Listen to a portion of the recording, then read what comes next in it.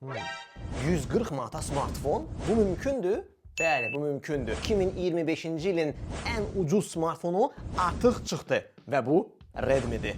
Bugün bu haqda danışacağım sizə. Bu qiymətə nə verirlər, harada kəsiblər və harada isə möhtəşəm bir funksiya qoyublar bu pula. O da ki, çayınız hazırdırsa, məndə hazırdır. Yeri gəlmişkən var burada çay, ümidvarım görürsünüz və başlayaq. Bu ilin ən ucuz smartfonu təqdim olundu. Hələ ki, yalnız İndoneziyada və bir çox Asiya ölkələrində satışa çıxdı və deyilənə görə qiyməti cəmi 140 manata olacaq. Söhbət Redmi A5 smartfonundan gedir. Bu Redmi-nin də model sırasında ən ucuz bir model sırasıdır və həmin bu modellər arasında yepyenisi bu dəfə təəccübləndirir. Çünki qiyməti bizim pula çevrində hardasa 140 manata olan bu smartfonun içində birincisi nə qoysalar yaxşıdır. 120 Hz ekran, 60 Hz-lik iPhone-lara baxanda 120 Hz-lik Redmi biraz absurd səslənə bilər, amma deyilənə görə bu belədir. Hər halda rəsmi posterlər, rəsmi məlumatları oxumuşam, rəsmi mənbələrdən məlumatdır. 120 Hz ekran, necə ediblər bunu?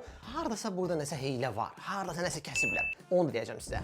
Əlbəttə ki, ekranın özü heç də yüksək səviyyəli deyil. 120 Hz olsa da burada okey, yəni animasiyalar falanlar, hərəkətlər daha hamar olmalıdır. Lakin HD+ bu dəqiqə heç bir telefona demək olar ki, olmayan, yalnız ən büdcəli, ən sadə telefonlarda olan HD+ rezolüsyonu qoyulub ki, bu da əlbəttə ki, ona heç də dəqiqlik verməyəcək. Yəni ekranda nəyəsə baxırsınızsa, yəni o dəqiqlik Full HD-lərdəki kimi olmayacaq. Burada bir balaca kəsiblər. Həm də ki, ekran təbii ki, OLED deyil, IPS ekrandır, amma iri ekrandır, 6,8 düymdə bir displeydir.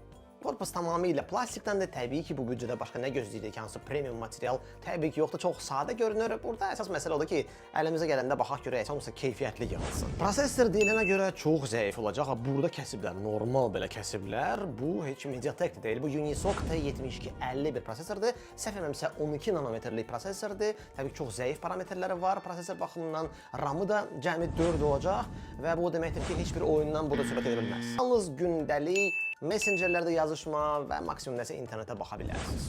Oyunlar qətiyyən. Redmi A5-in akkumulatoru 5200 mAh-lıqdır. Bu deməkdir ki, bu cür zəif prosesor və zəif ekranla prinsipcə gün yarıma bəhs edəcək. Şarjı da biraz artırıblar əvvəlki A seriyasının əvvəlki modellərinə baxanda. Yəni artıq 18 Watt şarjı dəstəkləyir. Əsas kamera 32 megapiksellidir və əlbəttə ki, günorta vaxtı şəkillər orta belə normal sayıla bilər. Lakin axşam vaxtı bulanıqlıq və qeyri-dəqiqlik, işıqlandırma təbii ki, çox zəif olacaq. Axşam ona görə belə bir şey gözləməyin. Ön kamera cəmi 8 megapikselli, o da yalnız günorta vaxtı çəkilən selfielər üçün yarayacaq. Bir də WhatsApp-la görüntülü danışmaq, Rusiyyada yaşayan uşaqlarla o olar.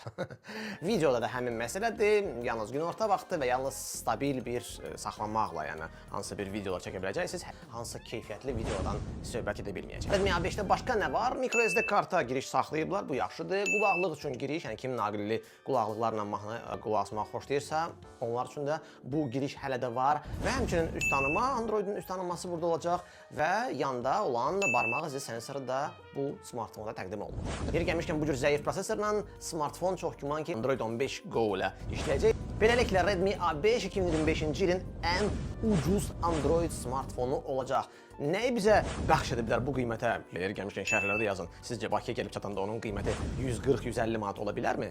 Bu qiymətə bizə 120 Hz ekran veriblər. Və əlbəttə ki, uzun müddətli şarj. Bunu bizə bəxş ediblər. Bəs nədə kəsiblər? Kəsiblər zəif prosesorda, kəsiblər çox sadə zəif kameralarda. Beləliklə, əsas funksiyalar üçün, yazışmalar, nə bilim, video zəngilər üçün, internetə nəsə baxmaq üçün olar. Bu smartfon bu işi görə biləcək. Hansısa oyunlardan, hansısa ağır performansdan, yaddaşı yükləməkdən söhbət gedə bilməz. Amma hər halda bu pula siz nə istəyirsiniz ki? Öz fikirlərinizi mütləq şərhlərdə yazın və Bronun növbəti xəbərini mütləq izləyin. Bunun üçün kanala abunə olmaq lazımdır. Hələlik.